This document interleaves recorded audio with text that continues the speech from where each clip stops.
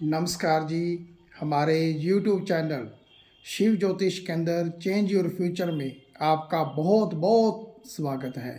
आज फिर हम एक नया टॉपिक आपके लिए लेकर आए हैं दोस्तों। जो भी हमारे दोस्त हमारे चैनल पर नए हैं और जिन्होंने अभी तक हमारी वीडियो तो देख रहे हैं मगर अभी तक हमारे चैनल को सब्सक्राइब और शेयर और लाइक नहीं किया है दोस्तों, तो पहले तो उनसे अनुरोध है कि हमारे जो चैनल हमारा क्या जी, वो तो आपका ही चैनल है। अपने खुद के चैनल को ज़्यादा से ज़्यादा सब्सक्राइब शेयर और लाइक ज़रूर करें। आज का हम टॉपिक लेकर आए हैं कुंडली विश्लेषण पर। कुंडली कैसे देखें, अपनी खुद की कुंडली कैसे देखें।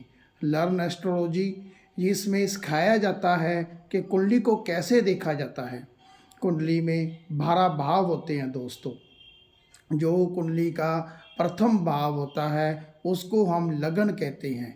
खुद का भाव होता है जहाँ से खुद जातक के बारे में बताया जाता है कि उस जातक का भाग्य कैसा होगा, जो उस लगन का लग्नेश कहाँ पर विराजमान है। वो भी आगे हम आपको एक डेट ऑफ बर्थ की चर्चा करेंगे। आने वाली वीडियो में हम आपको सिखाएंगे कि घर बैठे अपनी कुंडली कैसे देखी जाती है। ऐसे ही जो दूसरा भाव होता है जिसको हम द्वितीय भाव भी बोलते हैं, उसको धन भाव भी बोला जाता है, कुटुंब भाव भी बोला जाता है। वहाँ से उस जातक की तिजोरी को देखा जाता है, धन को देखा जाता है। तीसरा जो भाव होता है वो पराक्रम का होता है। जातक को अपने जीवन काल में कितनी मेहनत करनी पड़ेगी, कौन सा कार्य किया जाए जिसमें उसमें सफलता प्राप्त होगी। ड्यू टू क्रिएटिविटी कनेक्शंस का काम है, लोगों के साथ नेटवर्क बनाने का कार्य है। ये सारा तीसरे हाउस ही तो देखा जाता है दोस्तों। आजकल जो ट्रेंड चल रहा है, सभी लोग यूट्यूब पर अपना चैनल बनाए हुए हैं।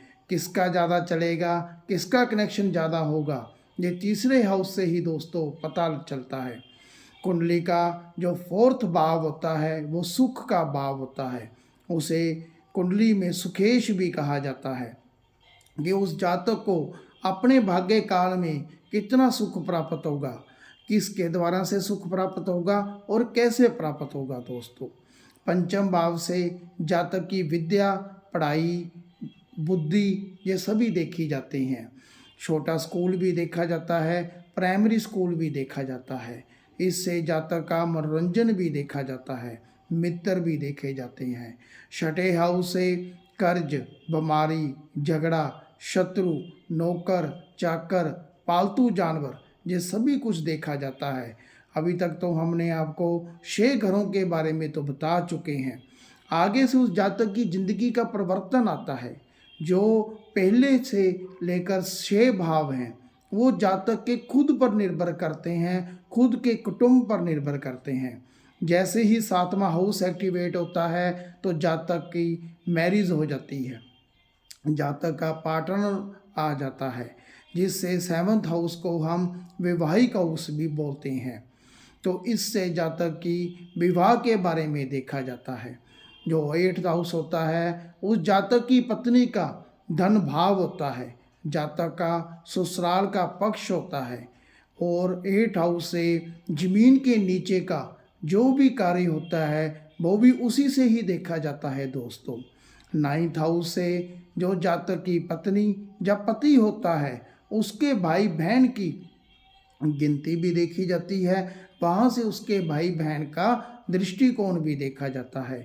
9th हाउस की बात करें तो जातक का खुद का भाग्य भी 9th हाउस से देखा जाता है। वो कितना धर्म कर्म करने वाला होगा, कैसी उसकी धार्मिक यात्राएं होंगी, ये सब कुछ ही तो दोस्तों 9th हाउस से देखा जाता है। और उसकी पत्नी कितनी पराक्रमी होगी ये भी 9th हाउस से ही तो पता लगता है दोस्तों। जो 10th हाउस होता है वो जातक का कारोबार का होता है, नेम फेम का होता है, खुद जातक के सिंहासन का होता है। जहाँ पर जाकर जातक कोई कार्य करता है वो उसका 10th हाउस से देखा जाता है। जो 11th हाउस होता है वो जातक का लाभ भाव होता है। जो जातक अपने जीवन काल में जो भी कार्य कर रहा है उस कार्य में उसको कितना लाभ प्राप्त होगा, कहाँ से लाभ मिलेगा, कैसे लाभ मिलेगा, कैसे सामाजिक प्रतिष्ठा होगी, बड़े भाई बहन कैसे साथ देंगे या नहीं देंगे, ये सब कुछ ही तो दोस्तों 11th हाउस से देखा जाता है।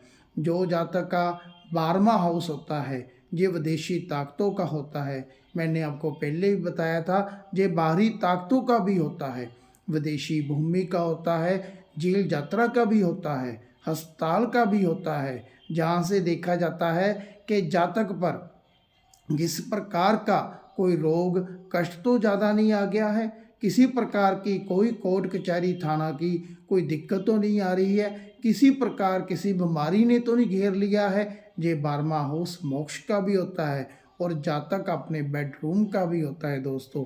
ज़्यादा जानकारी के लिए जो हमारा नंबर है वो डिस्क्रिप्शन में जा चुका है। ज़्यादा जानकारी के लिए आप अपनी कुंडली हमें भेज सकते हैं। आप हमसे अपॉइंटमेंट लेकर अपनी कुंडली का विश्लेषण करवा सकते हैं। ज़्यादा ना आज बात करते हुए दोस्तों, हमारे चैनल को ज़्यादा से ज़्यादा सब्सक्राइब, शेयर और लाइक ज़रूर करें। धन्यवाद।